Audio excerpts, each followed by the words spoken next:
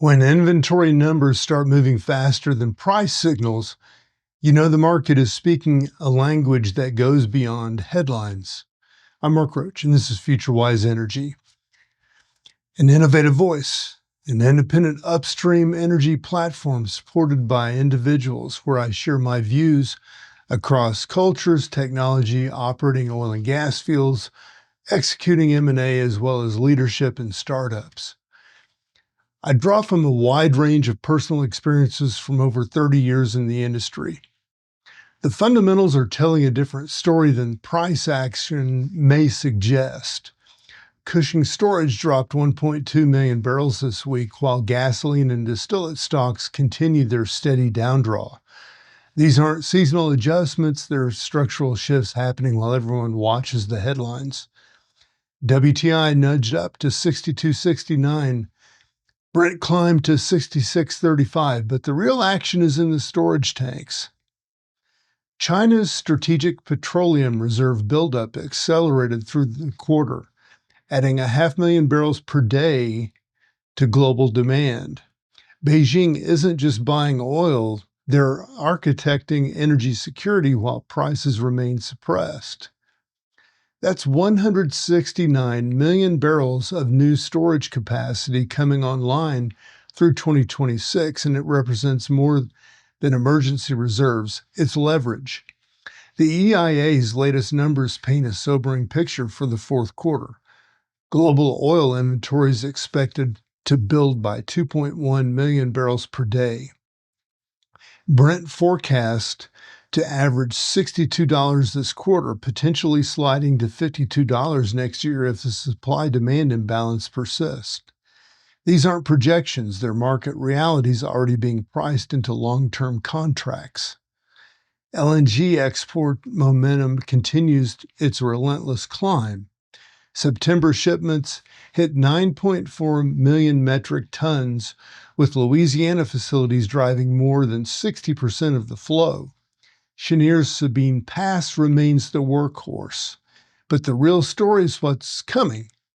Plaquemines LNG, Corpus Christi Stage 3, both added another 5 billion cubic feet per day.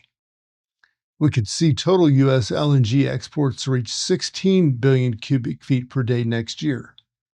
Natural gas pricing softened to $3.54 despite robust fundamentals. U.S. production continues at record levels, averaging 108.3 billion cubic feet per day. The disconnect between production strength and price weakness reflects oversupply concerns, but the demand drivers haven't disappeared. Data centers, industrial consumers, and export terminals are still competing for molecules. M&A patterns reveal where the smart money sees value. Global upstream deal volume fell by a third in the first half of 2025, but natural gas transactions made up 62% of traded resources in Q1. That's the highest concentration since 2022, reflecting recognition that gas assets will capture premium valuations as demand infrastructure expands. Winter heating season approaches with European storage levels well above 5-year averages. Russian pipeline flows continue despite ongoing conflict, while Ukraine ramps up alternative import sources ahead of supply or potential supply disruptions. The continent's energy security calculations have fundamentally changed, but the physics of winter demand, they remain constant. Technology investments are reshaping operational economics faster than most realize. Digital optimization programs across major operators are delivering measurable returns, not future promises, but current cash flow improvements. These efficiency gains compound annually, creating competitive advantages that show up in per barrel lifting cost and finding and development ratios. The geopolitical chess game intensifies as winter approaches. Recent escalation in attacks on Ukraine energy infrastructure targets of civilian heating capacity as much as industrial facilities. These aren't tactical operations, they're strategic campaigns designed to weaponize weather. Ukraine's response includes accelerated infrastructure hardening and diversified supply arrangements.